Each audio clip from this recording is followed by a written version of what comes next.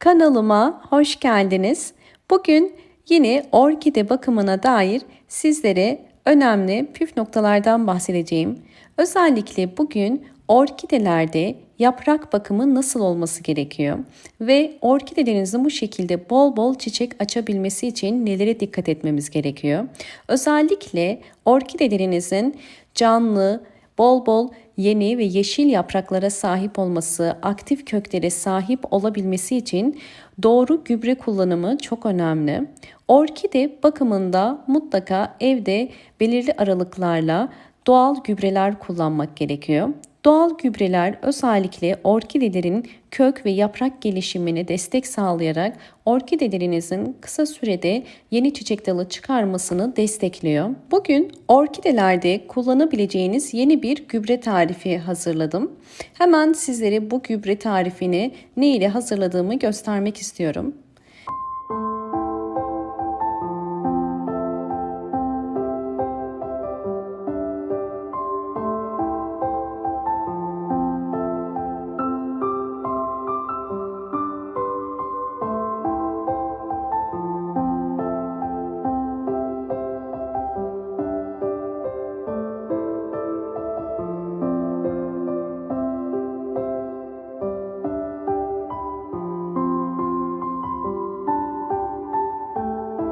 Orkidelerimiz için gübreyi patates kabuğundan bugün hazırlayacağız. Patates özellikle orkide gelişimine fayda sağlıyor. Bunun nedeni ise patatesin özellikle kabuklarında bulundurmuş olduğu bol miktardaki potasyum, kalsiyum, B, C vitaminleri ve aynı zamanda patates kabuğundaki antioksidan özelliği sayesinde de orkide yapraklarının hem canlı olmasına hem sert olmasına hem mantar gibi hastalıklardan korunmasına yardımcı oluyor. Evet, bakın 2 tane patatesin kabuğunu bu şekilde soydum. Hemen patates kabuklarını blender kabımın içerisine koyacağım. Üzerine 400 milim su ekliyorum. Ve blender kapağımı kapatıp şimdi bunları iyice karışıncaya kadar, püre haline gelinceye kadar çekeceğim.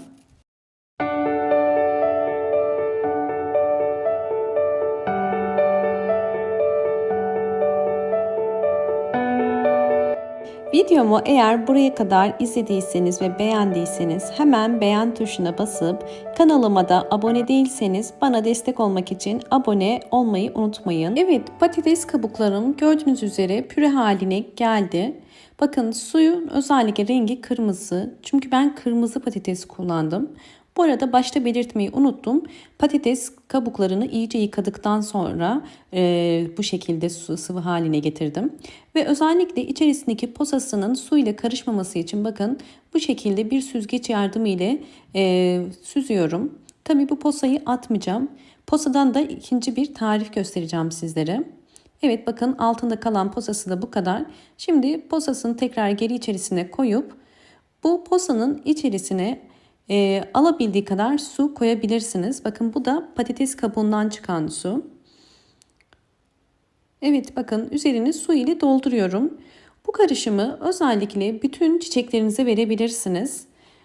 Bunu bir gece bekleteceğim. Bir gece beklettikten sonra evdeki diğer orkide dışındaki bütün çiçeklerinize verebilirsiniz. Hemen patates kabuğundan çıkan suyu bakın bir sprey kutusunun içerisine bu şekilde koyuyorum. Evet, bakın patates kabuğu suyu miktarı bu kadar. Fakat bunu üzerine biraz daha su koymam gerekiyor. 2 katı kadar su koyacağım. Arıtma suyu kullanıyorum. Evet, 2 katı kadar su koydum ve şimdi artık orkide yapraklarım için hazırlamış olduğum sıvı karışımı hazır. Bunu biraz çalkalayıp orkide yapraklarında nasıl kullandığımı hemen göstereceğim. Kış ayında çiçeksiz orkideleri çiçeklendirebilmenin 5 farklı yöntemini sizlerle paylaşacağım. Hemen en önemli yöntemine geçelim. Birinci püf nokta, orkideler çiçeklerini döktükten sonra bir daha çiçek açabilmesi için yapmanız gereken en önemli nokta. Çiçeği dökülen, hiç çiçeği kalmayan ya da bu şekilde çok az çiçeği kalan orkideleri buluyoruz. Orkidenin en uç kısmında belirgin bir tomurcuk yoksa orkide dalını çok geç olmadan budamak gerekiyor. Orkide dalı geç budanırsa ister istemez dalda sararma olabilir. Ya da orkide dalı zamanında budanmadığı için yeni çiçek dalı çıkarması, boğumlardan yeni çiçek dalı çıkarması gecikir.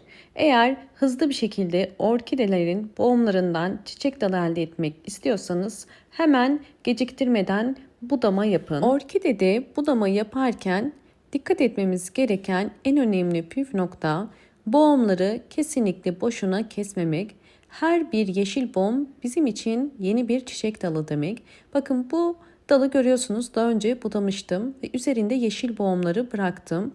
Hemen diğer dalda da boş boğumlar var, yani dökülen çiçekler var.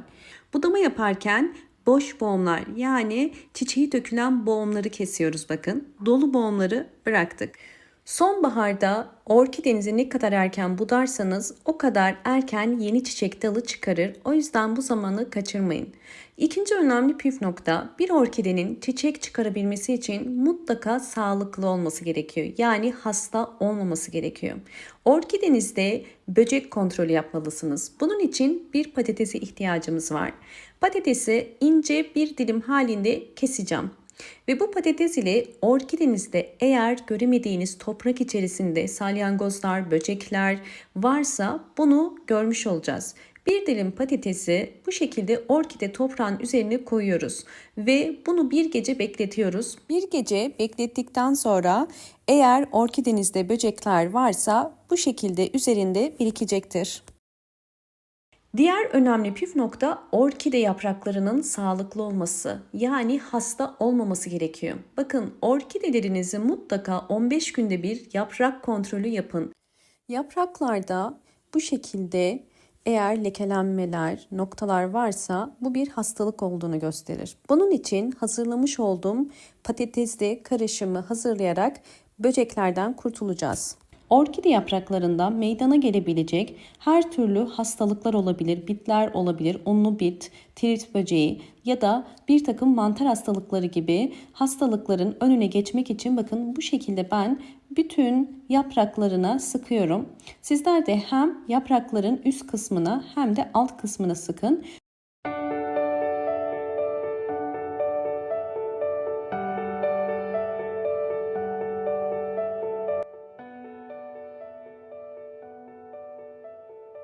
Bakın üzerindeki parlak rengi görüyorsunuz. Bu parlak sıvı ile beraber orkideyi bir gece bekleteceğim. Çünkü bu dediğim gibi orkide yapraklarını onaracak. Hem içerisindeki vitaminler sayesinde orkidenin yapraklarının canlı, sert ve onarılmasına yardımcı olacak. Hem de eğer üzerinde bir hastalık varsa, bir bit varsa bunun da engellemiş olacak. Bu tarz işlemleri ayda bir kere orkide yapraklarına uygulayabilirsiniz. Daha fazla uygulamanıza gerek yok. Hiçbir bitki besinini özellikle çok sık aralıklarla vermenizi tavsiye etmiyorum.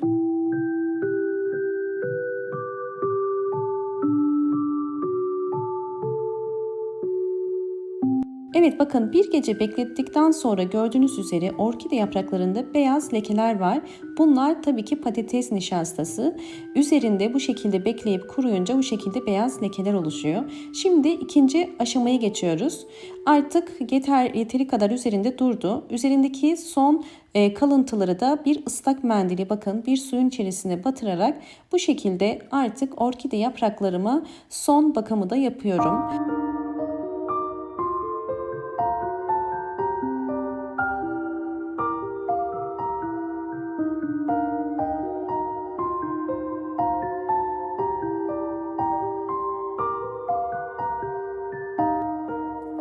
Orkide yapraklarını sildim.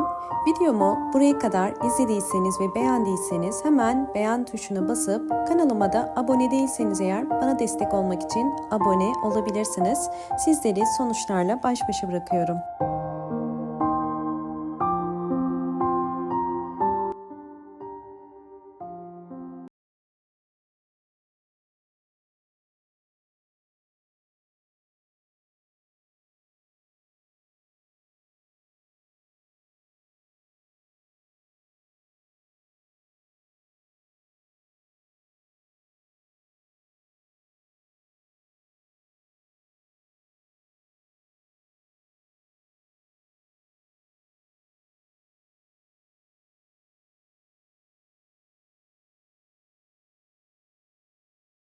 önemli bir püf nokta bu aşamadan sonra sulama. Doğru sulama çok önemlidir. Eğer orkidenizi sulamak istiyorsanız köklerine bakın. Kök rengi bu şekilde gri ya da beyaz ise suya ihtiyacı var demektir. Ama bu şekilde yeşil ise kesinlikle orkidenize tekrar su vermeyin. Eğer orkidelerinizin kökleri sağlıklı ise ve uzun süredir çiçek açmıyorsa patates kabuğu suyu ile orkidelere çiçek açtırabilirsiniz. Patates kabuğu orkide köklerini güçlendirerek daha hızlı bir şekilde orkidelerinizin çiçek açmasına yardımcı olacaktır. Her bir saksıya en fazla 8 yemek kaşığı kadar verebilirsiniz. Şimdi 2 ay sonraki gelişimleri sizlerle paylaşıyorum.